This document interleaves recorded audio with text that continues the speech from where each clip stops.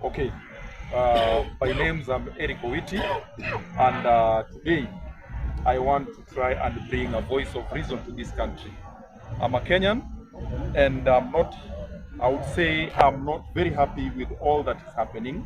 At the same time, I have some reservations for the government because I believe everything happens with a reason, and there is usually room for change and improvement.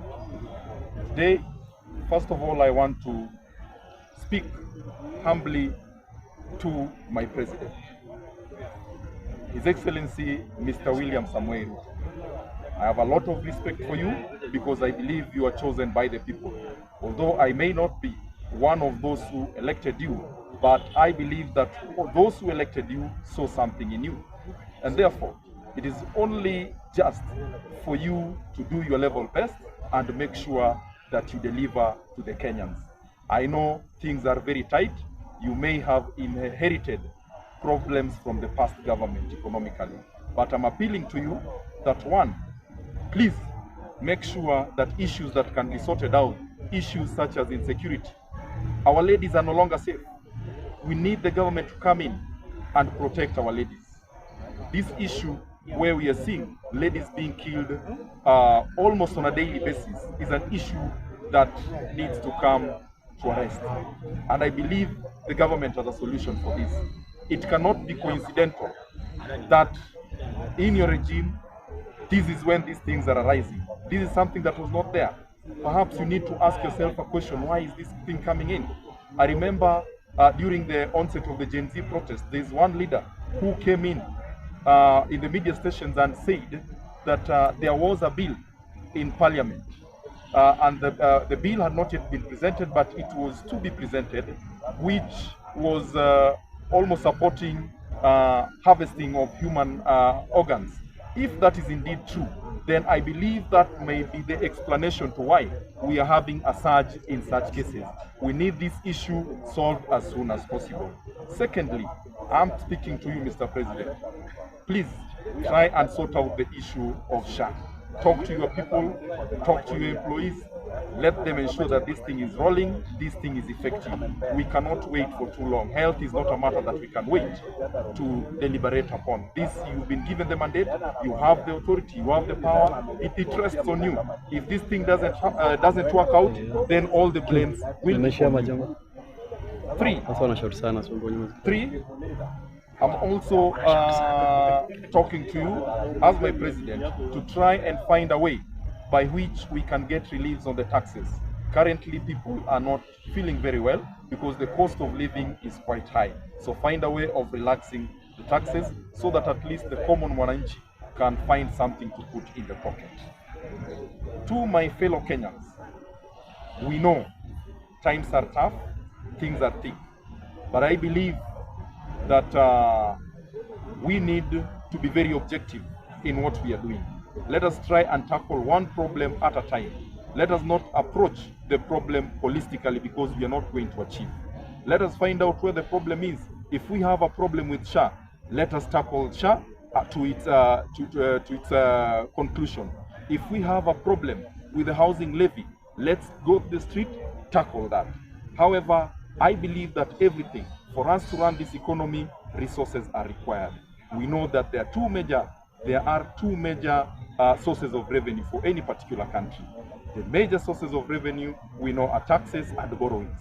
I believe that by the time that this government was coming into place, we had a very huge public debt, and I believe that the past regime must have been surviving with what we call the internal borrowing.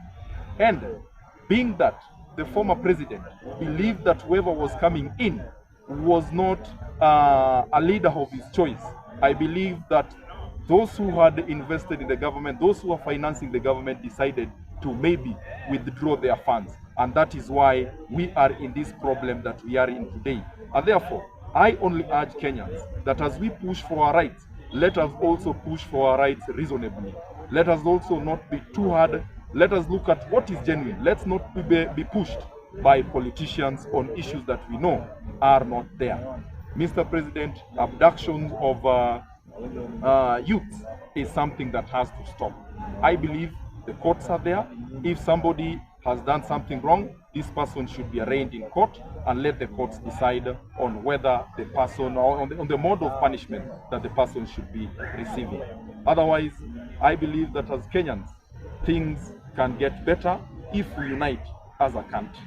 I ask the leaders who are coming up, those leaders that are coming up, to try and give Kenyan solutions as opposition leaders.